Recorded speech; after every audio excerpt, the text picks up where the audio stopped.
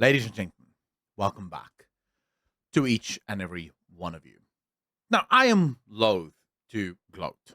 I don't like doing it. Actually, that's a lie. I actually quite prefer it. Every once in a while, things happen. And it's been happening quite a lot recently. But things happen that I've been warning about and saying for a really long time. And while I've been saying this, I've been attacked. I've had people unsubscribe, so many people unsubscribe, because I am called a hater.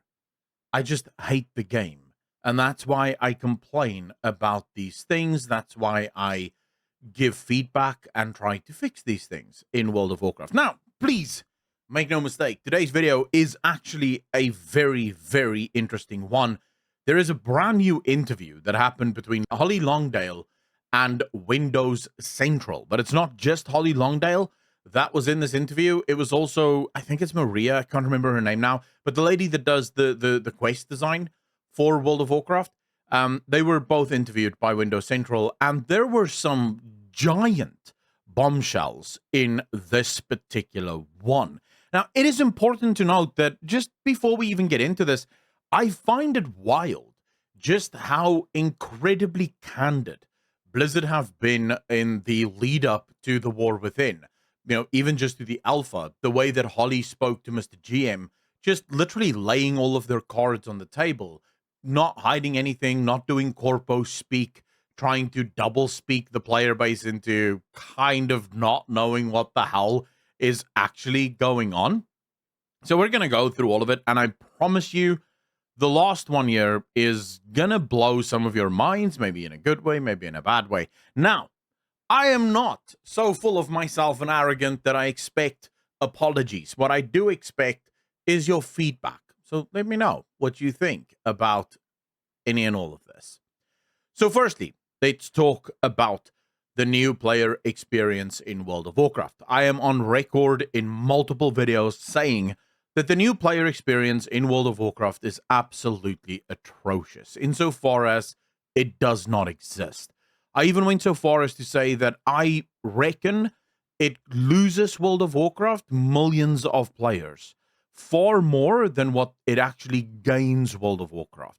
And that is a big deal. It's very important for games to bring new blood into it, because people quit for all manner of reasons. Some for legitimate reasons, insofar as they don't like the game. Others just for life reasons.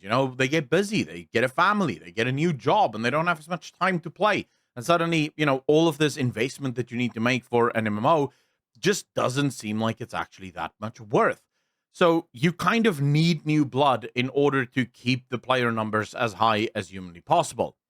Now, at the time of me making these videos, I have been met over and over again by people literally claiming that I'm just a hater, that the new player experience in World of Warcraft is just fine, that it doesn't matter that we have shared stories or shared experiences within World of Warcraft, because most players don't play the game for the story, and therefore it doesn't matter. Everyone that plays World of Warcraft simply plays it to get to max level. Well, ladies and gentlemen, lucky for me, Jez from Windows Central asked Holly Longdale about this specific topic, and here is what Holly had to say about it. Holly admitted, discussing previous expansions like Shadowlands, we were also getting data showing how different player segments were being served. We looked at new players coming into World of Warcraft, right? And then, how were they bouncing out?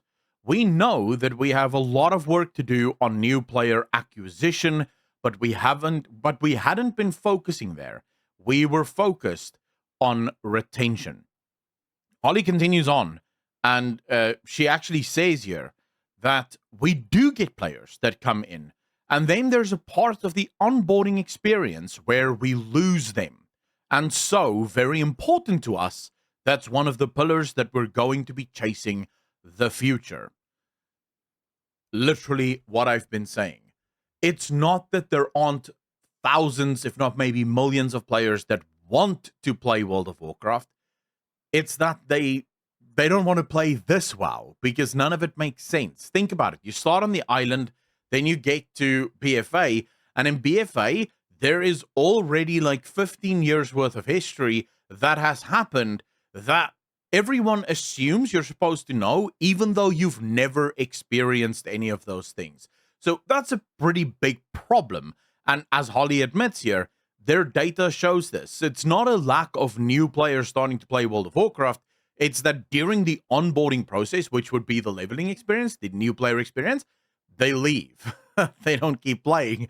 And that is a giant problem for a game. But she goes on to actually say, there's a bunch of challenges. How do we tell 20 years of stories so players get a really good, healthy intro? I do think this idea of the player fantasy with the race you choose. I loved logging in and still do as a night elf, going through Teldrassil and doing all this stuff. Without that, for me personally, I'm not as bonded to my race, and I don't feel that purpose as much. So I think we're going to explore that more. There is work to do here, and that's something that we want to aim for in the future. And I think Holly nails it absolutely. One of the key features of the early leveling experience in World of Warcraft is if you're leveling as an orc, you truly get that sense that you are an orc, you're part of an orc community, and the story, the main story, really only opens up later on. The very initial story is your story, and it's your experiences as you go through the world, which I think is super, super important for, and it's Maria Hamilton. Sorry, that I just wanted to say that's the other developer that is there. But okay, so this is very important that Blizzard is in fact focusing on this, and you'll see why this focus is so extremely important as we go forward. Personally, I think that a complete overhaul of the questing experience, starting from vanilla, working your way through all of the history of World of Warcraft, is probably the right way to go. So if there are, say, for example, 10,000 quests from level 1 vanilla all the way to Shadowlands, the expansion, then go off that 4,000 quests and say, right, which of these, 10,000 quests, 4,000 things, I pick a number, right? Which of these are the most important ones? Which are the ones that we absolutely believe the player must know in order to understand the story of WoW? And then only keep those. Make everything else up, side quests, completely optional, things that they can go through in order to get Lore Master achievements and stuff like that. And if you have to, in instances where the story feels just a little bit broken, you rewrite that so that it makes sense, and you update that so that the story is holistically true. And before we continue, let me explain why, just very quickly, why this is super important. Stories is how humans connect to each other. We have shared stories. For example, you as an American or as a European watching this will never understand my story, right? You'll never understand the way that I look at the world, because the way that I look at the world is shaped through a very South African lens. I grew up with certain stories as a South African, the same as almost all other South African children. We grew up with shared stories, and these shared stories is what connects us to each other. It's why I look at a fellow South African and this is my countryman. This is a fellow South African to me. But I don't have that same view to an American or to a European because we don't share the same story, right? I respect your stories, and I respect that you have your own countrymen that you love. But we see with the state of the world around us, what happens when those shared stories are eroded and disappear. Just look at the WoW community. It's never been divided more than it is today. Just go on Twitter and check. There's like a group of crazy people on Twitter that attack literally everyone on Twitter that doesn't absolutely agree with them. And I have DMs from people saying they quit WoW as a result of the attacks from these people on Twitter. And all of that is because of a complete erosion of the underlying stories that were meant to connect all of us.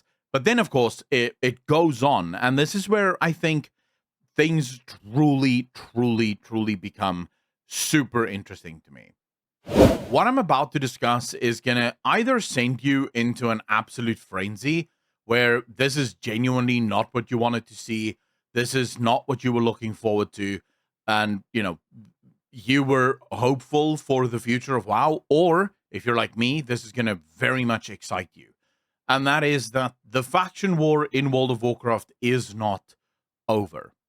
Not by a long shot. So when Maria was asked about this, and basically the question reads something along the lines of, we still kind of have these two factions, even though everyone can sort of play with everyone else.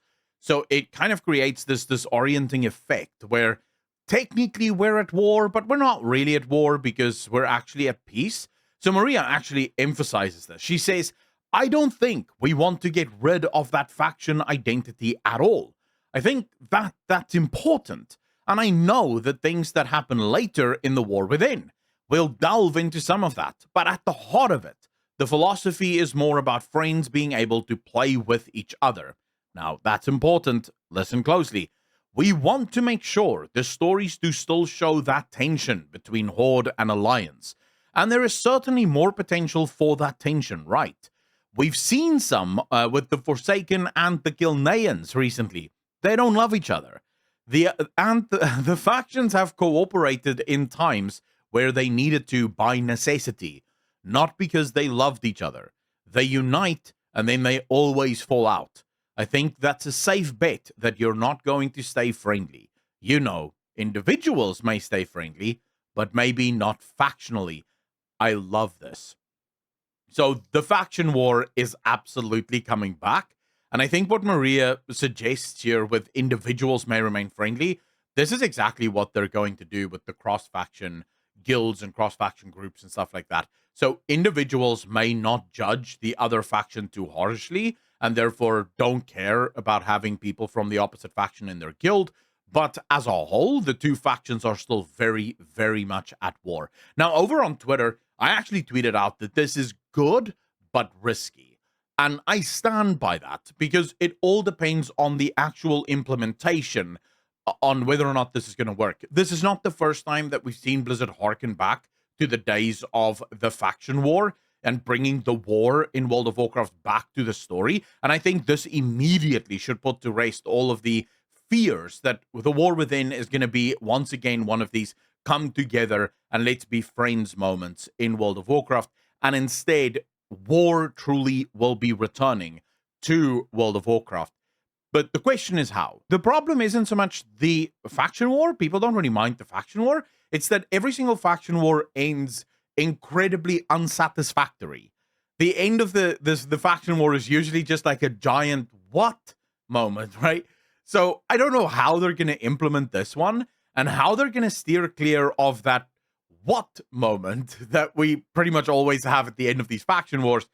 But this excited me. I was super excited when I read this because it means that there is something coming and that the faction war is definitely going to return. And I like this idea of seeing more individuals cooperating. So maybe you do get Thrall and Anduin that still very much wish to cooperate, but tensions between the Horde and the Alliance is just absolutely dragging shit right into the gutter. And I also love the idea that she's talking about the Forsaken and the Gilneans, which sort of suggests that they might be using my suggestion. I think Balila had a similar suggestion, which is more localized wars. So it's not the Horde and the Alliance that go to war with one another. It's the Forsaken and the Gilneans. And while technically they are part of the Horde and the Alliance, the war is not threatening enough for either big faction to involve themselves. So this allows for multiple small little skirmish wars to start breaking out all over Azeroth between multiple different factions, so it keeps the war alive without having this giant faction war that, basically needs to end in someone dying or a city being razed, but you can't do that because players don't like losing things, so you're sort of always caught between a rock and a very, very hard place. I love this, but I would love to hear from you. What do you think? Remember to like the video if you like, dislike if you didn't. And for $1 a month, you can help keep this channel free from sponsorships that want to sell you shit that you do not need. Ladies and gentlemen, as always, be kind to each other. Be good to each other. And I will see all of you in the next one. Peace.